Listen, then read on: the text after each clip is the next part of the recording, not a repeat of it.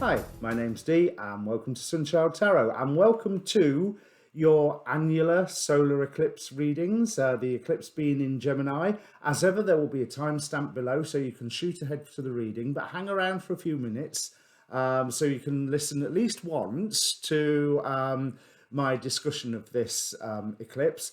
And also the other reason that I do it is watch your sun, your moon and your rising, especially your rising, just in tarot readings in general. If you know your rising sign, then that's the one you should more often not be watching. There is a link in the description to get yourself a free birth chart. I mean, there's dozens of sites on the web that will do that for you. But just a note about the reading, general reading rules apply. Timing is far from absolute, especially with this eclipse. But I'll discuss that in a few moments. But what you can do is ask a question beforehand. I'm not going to guarantee, but it is a Celtic cross that I'm doing. So it's got a bit of a past and a present. You'll be able to tell if the reading is for you or not. I would say take the whole reading or don't take any of the reading. Either the entire thing resonates as a unit or it doesn't.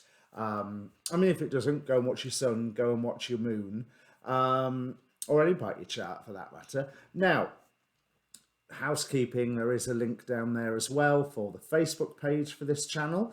I post these videos here. I sometimes post the astrology weather forecast type videos that I watch, but I've been a bit remiss in that recently. But more importantly, it's got an inbox. So if you want to contact me directly for a personal reading, that's the best way to do it. There's a link tree down there, so you can find my Twitter and you can find my this, that and other. But the Facebook's the best method. So if you're a returning subscriber, thank you very much. If you're new to the channel, welcome. And once you've heard my stuff, feel free to press the subscribe button. You will be welcome. That's it, really. I don't want to go too deeply into this eclipse because I already posted a show Tuesday night that I did with astrologer David Fischer, but that was looking at the strict Hellenistic astrology of this eclipse. There's a few other aspects that I do like to look at. Now, this is at, as you will no doubt know by now, 19 degrees Gemini. Now, the angel of this degree, so not the 5-degree arc, but just this specific degree, is Cahatel. Now, Cahatel is, despite the fact that angels are supposed to be genderless, Cahatel is considered to be a male angel who, for one thing, expels bad spirits. So there's a chance to get rid of more negative energetic influences that are around us. Interestingly, he's also considered to be an angel of reality. Cahatel's gift is to make angels, to make dreams and illusions real, to bring them from something in the mind to something in the real world. He lives in, I mean, this is with the qualification, of course, that it's all in line with the divine plan. He helps assist in the manifestation of divine will on earth. But that's a really interesting point, since in the astrology aspect, then there's a lot of illusions and lies being brought up for attention and hopefully dismissed. Hopefully not necessarily that the truth is seen, but the illusion is seen. That someone can look at something and go, you know what, that's not real. I might not necessarily know what is. You may find that out, but that's not real. That can't be trusted. But in the meantime, there's going to be some dreams, which that's the Neptune in Pisces again, giving us some good stuff as well as bad stuff, that we can start bringing into the 3D reality. Again, is it in accordance with God's will or divine will, however you want to look at it? Cahatel's home is within Keter, the topmost or crown of Sephiroth of the Tree of Life. But he also has connection with Yesod, where he brings things down to the physical plane, hence that manifesting reality. And with the Keter aspect, also the dispelling of bad spirits. Now, I can't remember if I've said this already. I have mixed feelings about this eclipse. The lunar eclipse I thought was lovely. I thought this, yeah, we're going to get rid of stuff. We're going to have a opportunity to do some shadow work and just discard some stuff. And there's pregnant new beginnings, poignant points of learning and stepping off. But the symbols for this degree are a little double-edged. 19 degrees Gemini, for those astrologers that have written about how it manifests in a natal chart, it seems there's an element of unbalance. You can have success, but then it's whipped away from you. Or you can have success and end up in a position of abusing power. So I do think there is that risk of abuse of power going on during this eclipse, but also it will be highly noticeable. So is it the abusing of power, or is it that the abusing of power is obvious and under our eyes? And I would hope to say it's the second, and not too great an abuse of power at that, just for the sake of, I don't know, everybody on the planet. Another level on that, I mean, you've got the symbols, as I said in the astrology show, of the sun representing the leaders, the moon representing the people, and the people here are drowning out the leader by eclipsing the sun. But the inside degree or Chandra symbol, let me bring this up. No, I'm on the wrong page. Bear with me. Let me bring this up. Is a bull stung by a scorpion. Now, before I read the explanation that goes with it, I just want to look at that imagery. The bull has frequently been associated with images of the leader. One of Jupiter's symbols was the bull. The bull was also a symbol of Enlil, if we go all the way back to ancient Sumer. It can represent the emperor, what's in charge, emperor on tarot way. So being stung by a scorpion, well, first thing that springs to mind on that is the story of, what is it, the scorpion and the frog, or the scorpion and the something, where the scorpion rides on the frog's back but still stings him on the way once they're nearly at the other side, because that's his nature. However, there's two symbols with that: being stung by something poisonous that is only acting according to its nature, but the leader being stung, which could be a good thing and could be a bad thing. But interestingly, in Hellenistic philosophy, some astrologers, I found this out from Ksenia Moore, go watch her video, it was superb. The duration of the eclipse indicates how long the eclipse effects will last. This eclipse is lasting for 5 hours. 5 hours. That's 5 years worth of effects coming from now. So you might not feel it immediately. These readings that I do here now today might not even kick in for a week, a month, possibly even a year by the sounds of it. But to be honest, with everything that's going on in the sky, and the fact that I've been assured that we've just passed through the quiet half of the year, astrologically, 2 Saturn-Uranus squares and everything else that's been going on, that's the quiet half. So I think those first initial effects will come reasonably fast, reasonably soon. So let's have a look at this bull stung by a scorpion. The elaborate ritual of putting yourself through life or death crises to determine what you are made of and how far you are willing to go in this life. I'm not sure I want to read any more after that. Right. Choosing from expanded faculties the optimal situations to enact this battle royale. Selecting what is karmically familiar. Variations on old themes involving bondage and freedom. So there you go. There's that whole leader image. When you are trapped, caught, stuck, a furious inner force asserts itself and can reconfigure everything. But it is a high-stakes ritual drama and loaded with real dangers. You must check yourself out in ultimate ways. for there is surging in your blood an impulse towards liberation, which cannot be distorted in any way. An extraordinary journey through radical tests and trials of an initiatory intensity. It's all about guts and stripping away everything but the true inner direction. If you must slay and move through illusions on every front, that is just how it is. Again, this is reflecting the very astrology, because the 19-degree Gemini symbol has got very little to do with, well, the fact, no, I take that back, because Mercury is Cazimi, the sun with the eclipse, and square to Neptune.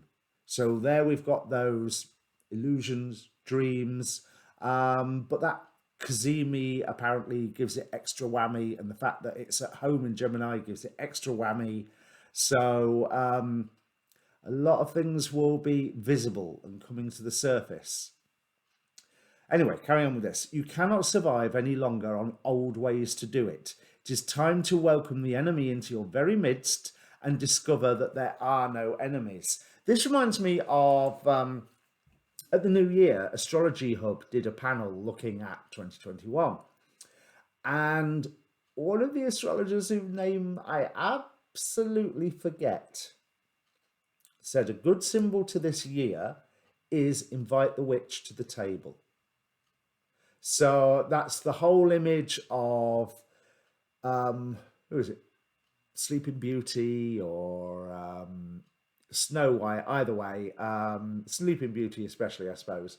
You don't not invite the witch, because you're having a party, you're having a meal, you invite them in. You make them part of the occasion, part of the process, part of the family, part of the tribe, whatever, because when all's said and done, they're another living being here amongst you.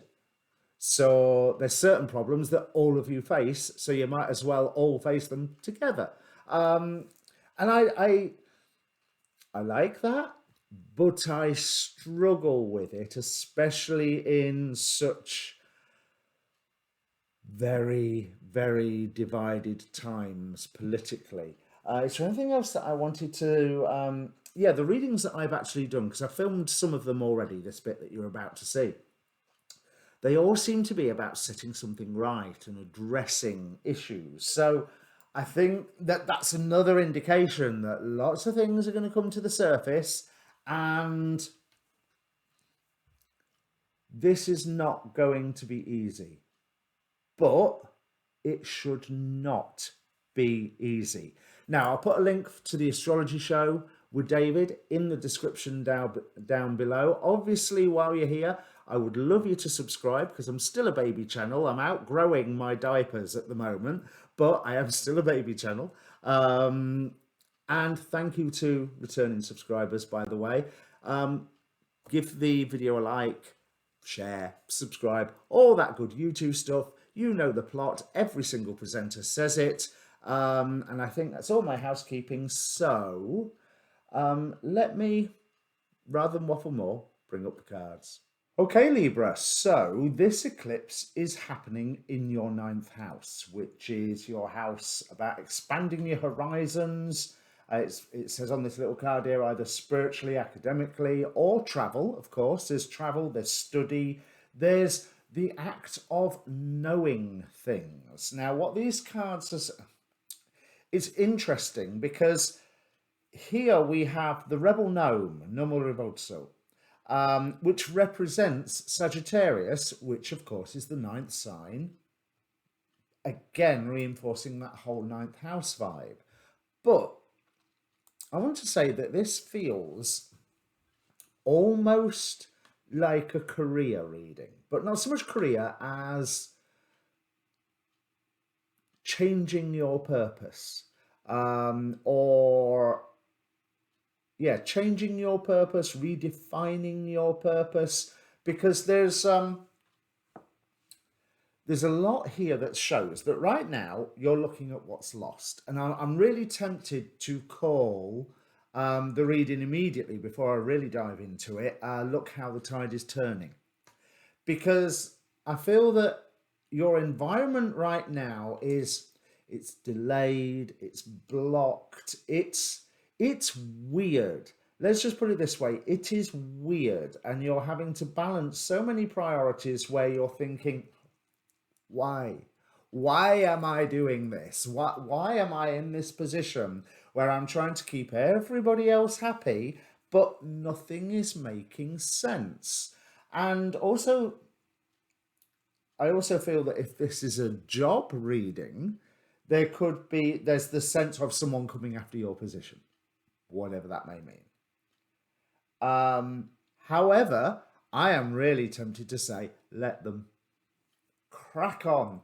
You have it, because you're not enjoying it at the moment. It's all too delicate. You've got the beginnings of a new idea that you are wanting to explore, but at the moment you seem to be looking at Five of Cups, Five of Cups.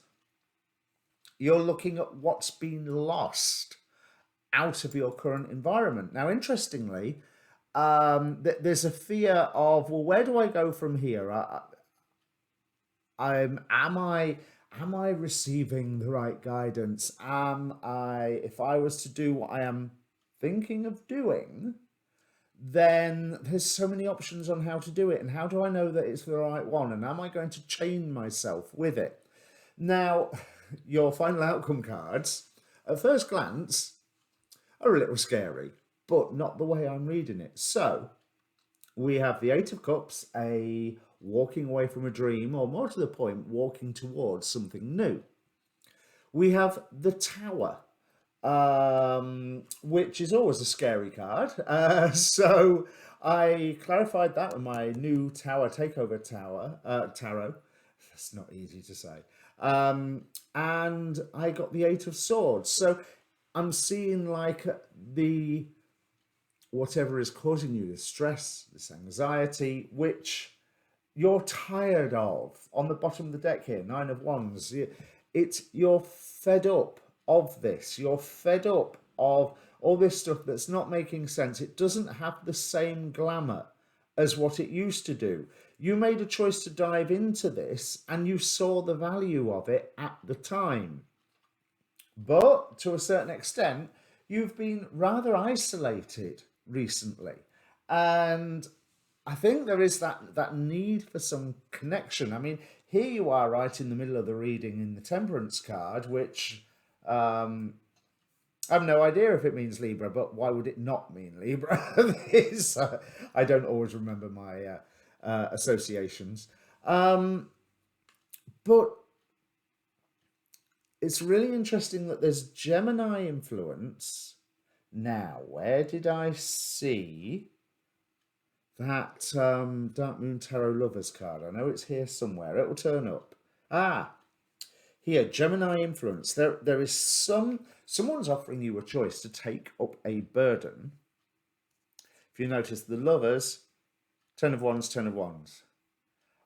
And there's two things here. There's a positive burden and there's a negative burden. And I want to say that go for the burden, because two Ten of Wands, two burdens. And there's, with the Lovers card representing that Gemini energy, representing the eclipse, representing making a choice, representing the either or. I would say go for the burden that has got more to do with your hobbies, your interests, and your passions, which is what this Rebel Gnome is also about. It talks of exactly that: hobbies, interests, passions, and representing the Sagittarius. There's something where you have an expertise or what's the word? Not an inclination. You've a natural adeptness. I can't think of the right word. A natural proclivity for a certain thing, which is a hobby that you find fascinating, that sets your mind on fire a little bit, and that is the thing that you should go for, because this negative angel, I'm not even going to try and pronounce the Italian, negative angel Kemuel and Set here from the Mausolea And with Medusa, there's this narcissistic influence around you that is trying to take your position. And with the way it stands at the moment, because it's almost like there's too many rules, it's leading you away from somewhere that you want to be anyway. So let them. If they want it, they can have it. Because I don't think they'll want it. But I am tempted to say, and this has just popped into my head, I don't know if it's inspired by the cards or not, but of course, yeah, it is inspired by the cards. Be seen to put up a little bit of a fight. If this narcissist wants to take your position, they want the victory of it. Okay, you can do that. You know, they don't need to know that they are working to your plan. If they want to have this victory of you, put up a little bit of a fight, you know, a little bit of a, no, please, no, stop. And let them have their victory, because you know what it is that you're leaving here, and, or more to the point, you know what in this situation has already left you. So you leaving the situation as well, hey ho, oh well, about time. Because there's a need for strategy here. And with this this must be wands rather than swords. Yeah, it's wands. 5 of wands here with the Queen of Swords and 7 of Swords. There is a strategy of getting out of the situation that you're in. And that strategy is put up a little bit of a fight and let them win. Let them have what they want. Which makes sense of this first, because as you probably saw if you watched the shuffle video in the corner during my intro, a few of the Oracle in Heaven and Hell fell out, and I was shall I put them back? But no, they all felt relevant. So we start with Rahel, with love and submission. And that first made me think of when I saw these other cards, when there's somebody coming for your position, your place, yeah, let them have it.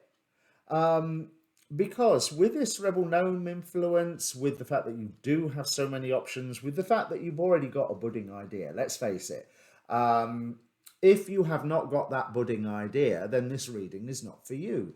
If you have this budding idea, especially if it's due to something that sets your mind on fire, or is a hobby, that you have a growing expertise in something that you've never actually used in the outside world, chase after it. Do it now, because Spirit is bringing in slow progress, admittedly, and they're bringing this fight in. Look, 5 of Swords here, 5 of Wands to work with.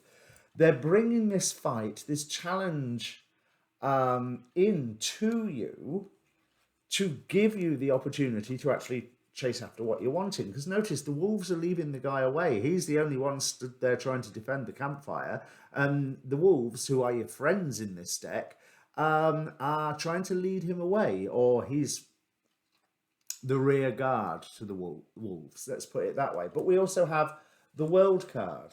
So that being right next to, from the Angelarium, we have Sahaquiel, the Angel of Sky, and Raziel, the Angel of Mysteries. Now, Sahaquiel, the Angel of Sky, think how big the sky is. The sky is big. You know, it has no limits. There's this wide open, unexplored expanse. And that, I feel, is, with that World card, what is open to you if you take the advice of this Rebel Gnome. It will be a form of wish fulfillment. 9 of Cups here in what you're passing into. And even though it's slow progress to start off with, it's going to get faster and faster. And this weird work, or this weird somebody challenging you, you know, okay, it might be in a family dynamic and someone's challenging you as matriarch or patriarch of the family, or someone's like muscling in and trying to take power, but they're not. What they're doing, although they don't think this, they think they're trying to take power, but what they're doing is actually taking responsibility, a responsibility that has been dragging you down for a while, considering that other people should be taking up that responsibility. You do not have to be responsible for everything. And this is going to be universal medicine, Hahasia. This is something that will be medicine for you and is setting something right. So, okay, maybe not a narcissist. Maybe it's somebody with a chip on their shoulder, because we have Imamia here with atonement of errors, and finally Vazaria with clemency and equilibrium, which really makes me think that, well, it's only fair. Okay, you want your chance, you have your chance. You give it to them. Let them crack on. They really want it, and you don't. Not so much. Not anymore. The luster's worn off. But you are going to be having the be able to form the structure, but you need to cut something out. Needing to cut something out would be these responsibilities that whoever this is challenging you for anyway. So cut it out. Let them have it. I feel really positive about those ending cards, even though they're all the negative cards, apart from one of them, where you could have a discussion whether the Eight of Cups is negative or not, really, couldn't you? I'm feeling really good about it, because it's almost like, you notice it. He's using the cups to build like a little pyramid of cups, but incomplete. There's no pyramid because he hasn't got enough cups. Because you'd need what, another 1, 2, 3, 4, 5, 6, 7. You'd need another 7 cups, and you have that 7 cups here in your hopes and fears to make like that full pyramid, but he's used everything that he can. So there's also the image of he's going off to get more cups by doing something completely different. So you are bringing something into some form of completion by going into this hobby-driven, mindset on fire,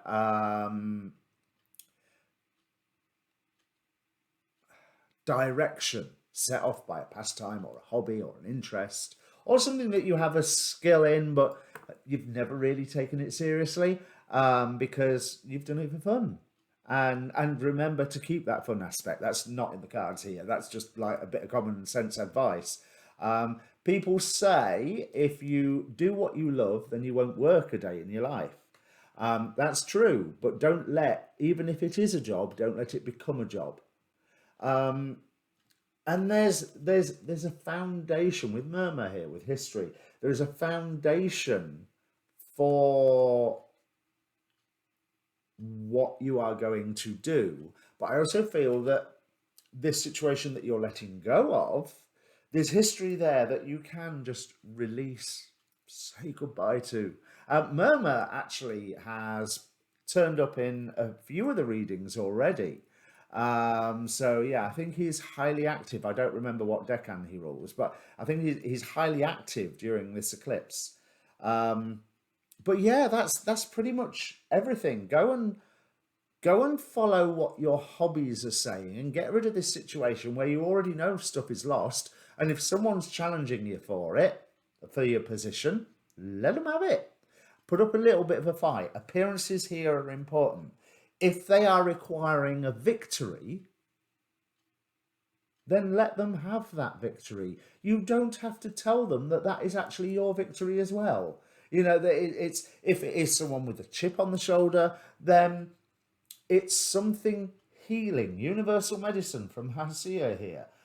It's something healing for them. They are able to, by having that victory, they are able to resolve something in themselves. Of course, if it is the narcissist that I was on about, oh well, there's nothing you can do. There's no point playing with a narcissist. Go on, let them crack on. They'll learn in some lifetime at some point.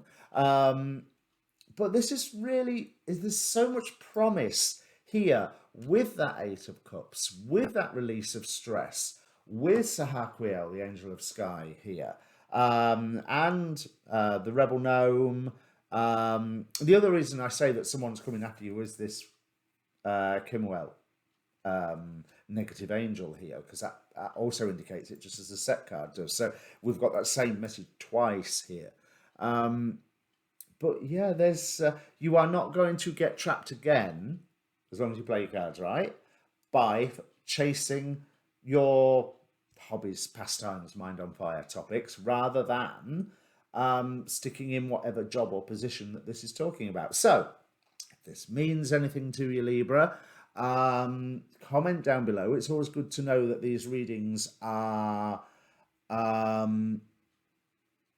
reaching the ears of the people that they're supposed to be, and that I'm not just sat talking to a camera. So again, there's the links down below for my discussion of this eclipse. And I will say, it's, even though I know the eclipse is happening as I film this, because they always say don't do anything magic or what have you during the eclipse, I actually feel, speaking of mind on fire, but of course the eclipse is also Mercury Cazimi, so that would make sense. Right, so yeah, that's it. Have fun. Go and watch your rising sign, go and watch your moon sign, like, share, subscribe, all that good stuff. See you later.